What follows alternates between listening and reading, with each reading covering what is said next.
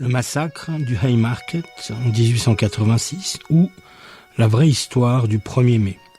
La tradition du muguet bien connue et dont on pourrait recenser les origines historiques n'est pas l'objet de ce papier, non. Nous énonçons ici le texte d'un auteur, professeur et philosophe canadien. Normand Baillargeon est son nom, qui revient et précise les faits qui ont déclenché précisément en mai 1886 aux États-Unis la fête des travailleurs, des travailleuses et non pas, mais vraiment pas, la fête du travail, ainsi que d'aucuns encore promeuvent la confusion. Allez, remontons le temps. Nous sommes en 1886 à Chicago. Dans cette ville, comme dans tout le pays, le mouvement ouvrier est particulièrement riche, vivant, actif. À Chicago, comme dans bien d'autres municipalités, les anarchistes sont solidement implantés. Des quotidiens libertaires paraissent même dans les différentes langues des communautés immigrées. Le plus célèbre des quotidiens anarchistes de Chicago, le Arbeiter Zeitung, tire en 1886 à plus de 25 000 exemplaires. Cette année-là, le mouvement ouvrier combat pour la journée de 8 heures. Les anarchistes y sont engagés, mais avec leur habituelle lucidité.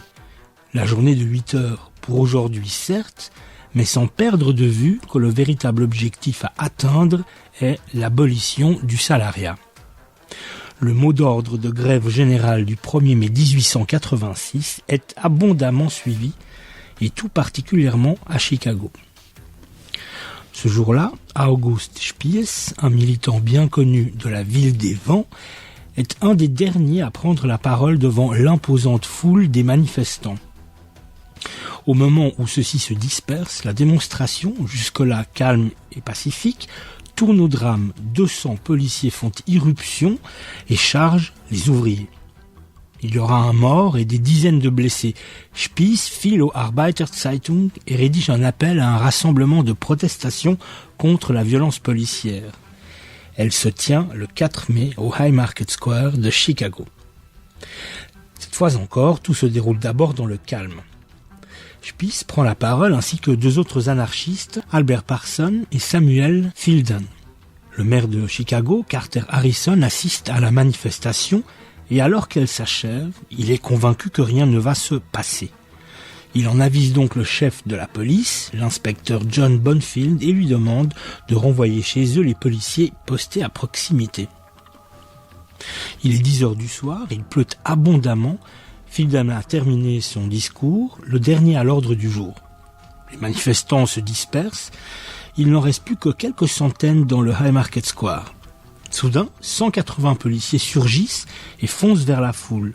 Fielden proteste. Puis, venue d'on ne sait où, une bombe est lancée sur les policiers, elle fait un mort et des dizaines de blessés. Les policiers ouvrent le feu sur la foule, tuant on ne saura jamais combien de personnes.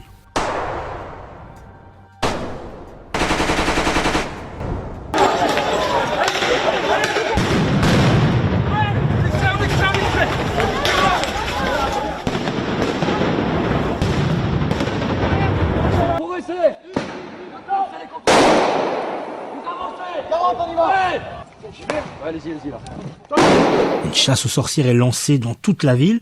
Les autorités sont furieuses. Il faut des coupables. 7 anarchistes sont arrêtés. Ce sont August Spies, Samuel Fielden, Adolf Fischer, George Engel, Michael Schwab, Louis Ling et Oscar Nebe.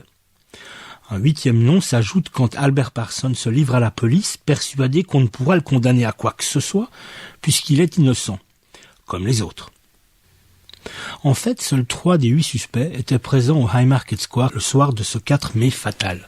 Le procès des 8 s'ouvre le 21 juin 1886 à la cour criminelle de Cook County.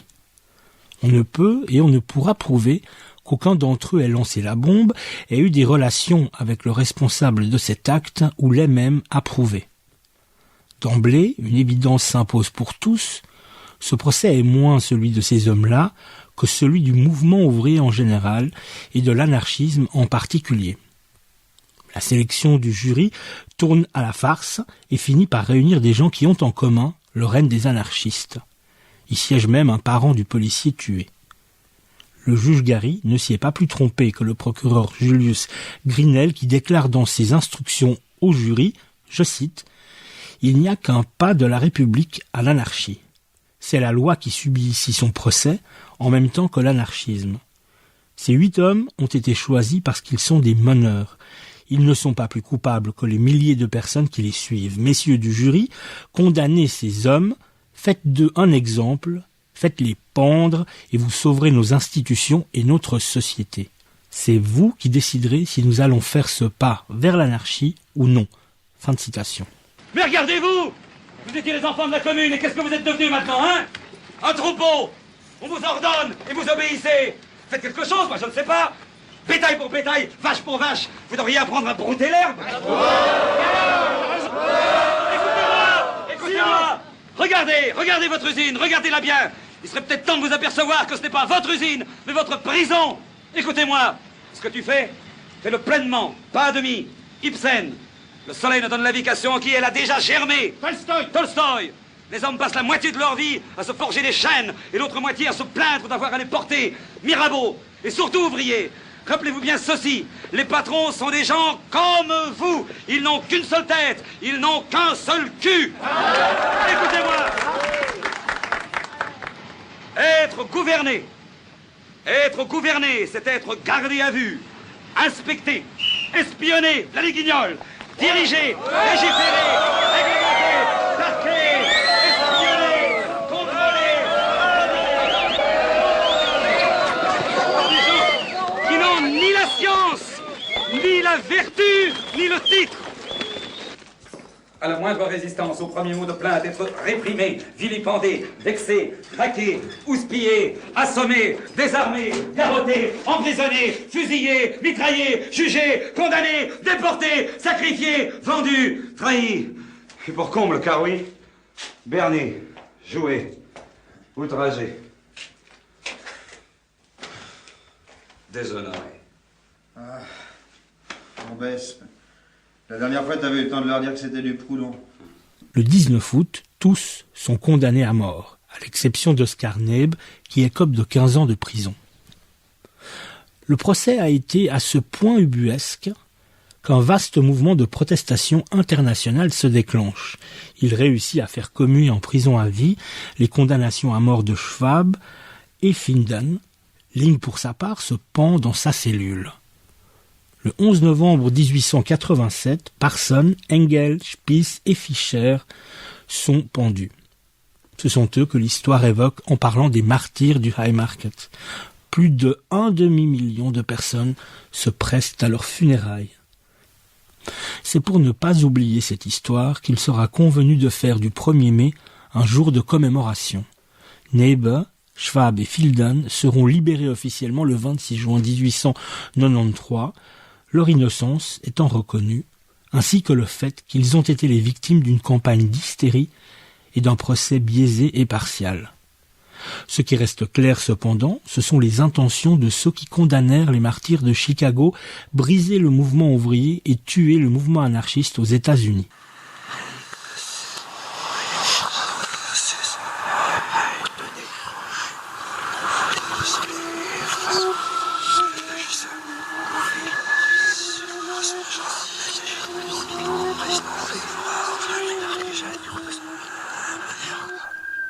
Le jour même où avait été annoncée la condamnation à mort des 4 anarchistes, on avait communiqué aux ouvriers des abattoirs de Chicago qu'à partir du lundi suivant, ils devraient à nouveau travailler 10 heures par jour. Reste une question irrésolue jusqu'à ce jour, qui a lancé cette bombe? De nombreuses hypothèses ont été avancées, à commencer par celle accusant un policier travaillant pour Bonfield. Texte extrait de L'Ordre moins le pouvoir par Normand Baillargeon, paru aux éditions Agone et Lux.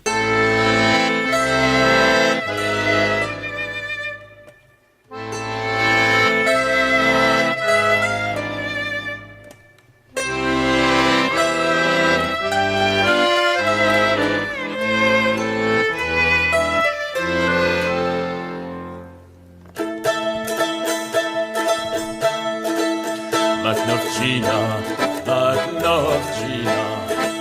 Tes drapeaux sont noirs dans le vent, ils sont noirs de notre peine, ils sont rouges de notre sang, ils sont noirs de notre peine, ils sont rouges de notre sang. Par les monts, par les plaines, dans la neige et dans le vent, à travers toute l'Ukraine, se levaient nos partisans. À travers toute l'Ukraine, se levaient nos partisans. Au printemps, les traités de Lénine ont livré l'Ukraine aux Allemands. À l'automne, la Makhnovchina les avait jetés au vent. À l'automne, la Makhnovchina les avait jetés au vent.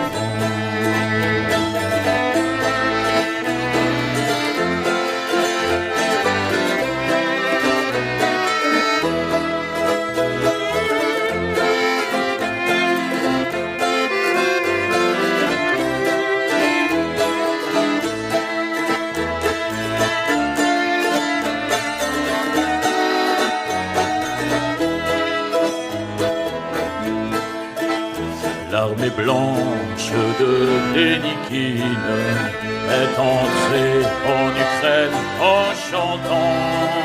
Mais bientôt la Makhnovchina l'a dispersée dans le vent. Mais bientôt la Makhnovchina l'a dispersée dans le vent.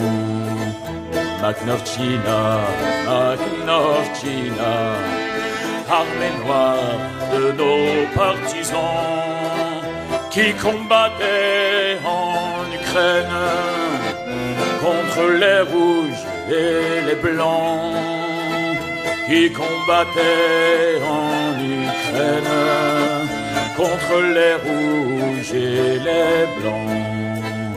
Makhnovchina, Makhnovchina, armée noire de nos partisans qui voulaient chasser d'Ukraine à jamais tous les tyrans, qui voulaient chasser d'Ukraine à jamais tous les tyrans.